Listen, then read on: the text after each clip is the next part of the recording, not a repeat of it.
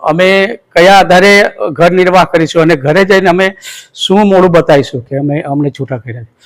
અને મારું આખું જીવન આ પ્રોજેક્ટમાં મારું ઘસાઈ ગયું અને આ ઉંમરે અમે શું છે કે અમે મજૂરી તો નહીં જ કરવા જઈએ, મજૂરી પણ અમને મળે ના, અને મજૂરી કરવી કેવી રીતે કે જે અમારું જીવન આખું આમાં ગયું છે પ્રોજેક્ટમાં. ગુજરાત વોટરશેડ પ્રોજેક્ટમાં છેલ્લા 15 વર્ષથી કામ કરતા 35 જેટલા કર્મચારીઓને સરકારે અચાનક છૂટા કરી દેતા કર્મચારીઓ ઉપર આપ તૂટી પડ્યું છે. તેમનું કહેવું છે કે અમે જીવનના કિંમતી 15 વર્ષ સરકારને આપી દીધા, ઓછા પગારમાં કામ કર્યું અને હવે અમારે જીવનના મધ્યાહને બીજી નોકરી શોધવા ક્યાં જવું. નર્મદા જિલ્લા ગ્રામ વિકાસ એજન્સી હેઠળ કામ કરતા આ 35 કર્મચારીઓ ડીડીઓને રજૂઆત કરવા માટે પહોંચ્યા, પણ તેઓ ઓફિસે હાજર ન મળતા તેમને ત્યાં પણ નિરાશા મળી છે. ત્યારે હવે 35 જેટલા પરિવારોનું ભાવિ અંધકારમય બની જતા એક મહિલા કર્મચારી તો મીડિયા સામે પોતાની વ્યથા રજૂ કરતા પણ રડી પડ્યા હતા.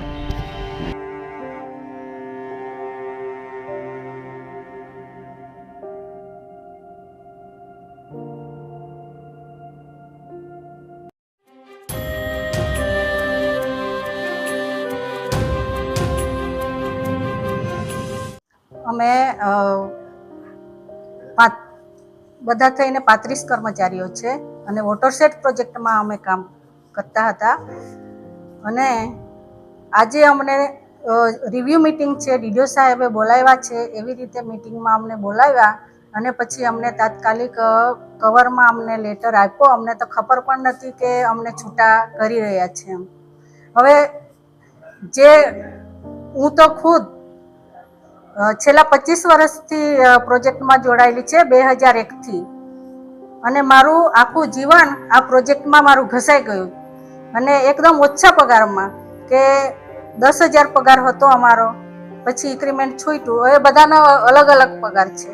હું મારી વાત કરું તો મારો 12,000 પગાર છે હાલમાં, પણ અમુકના 10,000 છે, મેસેન્જર હતા એ લોકોના 3,000થી શરૂઆત પગારની. હવે આજે અમને તાત્કાલિક છૂટા કરી દીધા એટલે અમારી પાસે નોકરીનો બી કોઈ સ્કોપ. મારી ઉંમર 52 વર્ષ થઈ છે, તો હવે કયા સરકાર અમને પેલા નોકરી આપશે? ભરતીમાં તો એ લોકો વય મર્યાદા હોય કે આટલી ઉંમરના જ એ લોકોને લેવાના હોય. તો અમારી તો માંગણી એક જ છે કે જે વોટરશેડ સિવાય બીજી જે યોજના ચાલે છે સરકારશ્રીની, ગ્રામ વિકાસની યોજનાઓ છે, તો એમાં અમને સમાવેશ કરે. કારણ કે અમારે આ ઉંમરે અમને કોઈ લે પણ નહીં અને અમારો પરિવાર અમે કેવી રીતે એ ચલાવીએ, અમારું જીવન નિર્વાહ કેવી રીતે ચાલે. આજે અમે ચાલો અહીંયા ઓફિસે છે, કાલે અમારે શું થશે? કાલની દશા અમારી શું થશે? અને આ ઉંમરે અમે શું છે કે અમે મજૂરી તો નહીં જ કરવા જઈએ, મજૂરી પણ અમને મળે ના, અને મજૂરી કરવી કેવી રીતે કે જે અમારું જીવન આખું આમાં ગયું છે પ્રોજેક્ટમાં. આ દગો પૂરો દગો કર્યો છે અમારી સાથે. એ સરકાર ધારી શકે તો અમને કોઈ પણ બીજી યોજનામાં સમાવેશ કરી શકે છે એમ. હા સર, અમે અન્ય જિલ્લામાં છોટાઉદેપુર, હું પોતે જ છોટાઉદેપુર જિલ્લામાં કામ કરીને આવ્યું છે 10,000માં જ, અને બીજા અમારા સ્ટાફમાંથી નસવાડીમાં, છોટાઉદેપુર અને બરોડામાં પણ ઓર્ડર કર્યો હતો અને ત્યાં પણ બધા ફરજ બજાવીને આવ્યા છે. એટલી જ પ્રતિક્રિયા છે કે અમને કોઈ પણ યોજનામાં જે ચાલી રહી છે એમાં અમારો સમાવેશ કરે. પરિવાર પર તો સર અસર પડવાની જ કે છોકરાઓ ભણતા છે, હવે એ છોકરાઓનું શિક્ષણનું અમારે વિચારવાનું ને હવે એ લોકો આગળ કેવી રીતે ભણાવવા. જેની પાસે ખેતી હશે એ ખેતી કરશે, હવે અમારી પાસે તો ખેતી પણ નથી.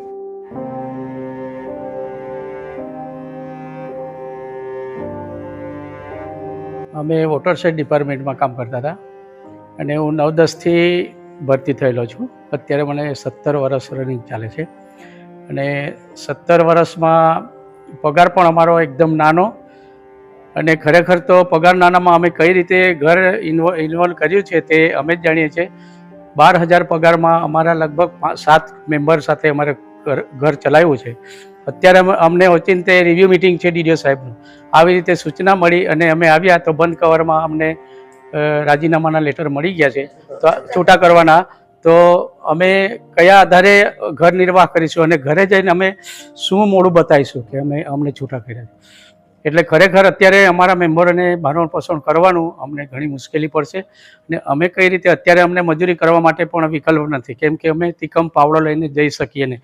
કારણ કે અમે આમ બીજી યોજનામાં અલગથી પણ વોટરશેડમાં 17 વર્ષથી કામ કર્યું છે, એટલે બીજી જગ્યાએ પણ કામ કરી શકાય એવું લાગતું નથી. તો ખરેખર અમારી સામે સરકારે ઘણો બધો અન્યાય કર્યો છે એવું અમને લાગે છે. સંવેદનશીલમાં તો નથી સરકાર, કારણ કે અમને આટલો મોટો દગો કર્યો છે. સંવેદનશીલ હોત તો અમને બીજી યોજનામાં જે પણ બીજી ગ્રામ વિકાસની યોજનાઓ ચાલે છે એમાં અમને સમાવી શકે છે.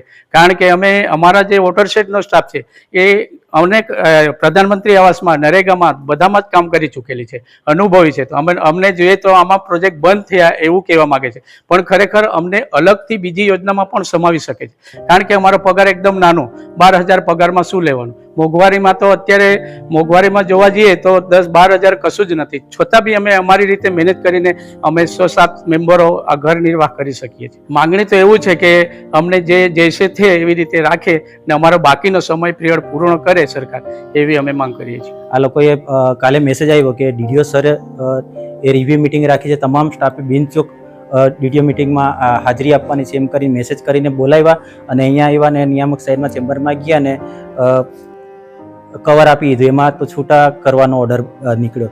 એટલે અમારી આ લોકો પાસે માંગણી એવી છે કે અત્યારે બધા અમારા આખો સ્ટાફ છે એ 40+ ઉંમર થઈ ગઈ છે. હમણાં કોઈ પણ ભરતી હોય તેમાં અમુક સમય મર્યાદા નક્કી હોય છે કે ભાઈ આટલી જ ઉંમરના લોકો એપ્લાય કરી શકે છે. હમણાં જે અમે બધા છે એ મોસ્ટ ઓફ 40+ ઉંમરના લોકો છે. એટલે હાલ અત્યારે બીજી જગ્યાએ અમને જોબ મળે એવી શક્યતા જ નથી. એટલે અમારો કહેવાનો મતલબ એટલો છે કે હવે અમે બીજી જગ્યાએ એપ્લાય કરી શકીએ એમ નથી. તો ડીઆરડી ગ્રામ વિકાસ શાખામાં એટલે ડીઆરડીની અંદર જે અન્ય યોજના ચાલે છે, પ્રધાનમંત્રી આવાસ યોજના, પછી નરેગા એટલે હમણાં જીરામજી કહેવાય છે, NRLM અને સ્વચ્છ ભારત મિશન, એ બધી યોજનાઓ ચાલે. તો અમને જે છૂટા કર્યા છે તો એની અંદર પાછો અમને સમાવેશ કરવામાં આવે એવી અમારી માંગ છે. તો આ પહેલાં પણ નર્મદા જિલ્લામાં ઈ-ગ્રામ વિશ્વગ્રામ યોજનામાં કામ કરતા 30 જેટલા TLE, MPS અને TAને છૂટા કરી દેવામાં આવતા તેમના પરિવારોના જીવન નિર્વાહનો પ્રશ્ન પણ ઊભો થયો હતો. અને ફરી એકવાર આ જ રીતે વોટરશેડમાં કામ કરતા 35 જેટલા કર્મચારીઓને છૂટા કરી દેવામાં આવતા તેમના પણ પરિવારના જીવન નિર્વાહનો પ્રશ્ન ઊભો થયો છે. કરાર આધારિત અને આઉટસોર્સની નોકરીઓની અનિશ્ચિતતા દુઃખનું કારણ બની રહી છે. એ સરકારે સમજવું જરૂરી છે. આ જ પ્રકારના ન્યૂઝ અને અહેવાલ માટે નર્મદા લાઈવની આ ચેનલ સાથે જોડાયેલા રહેજો.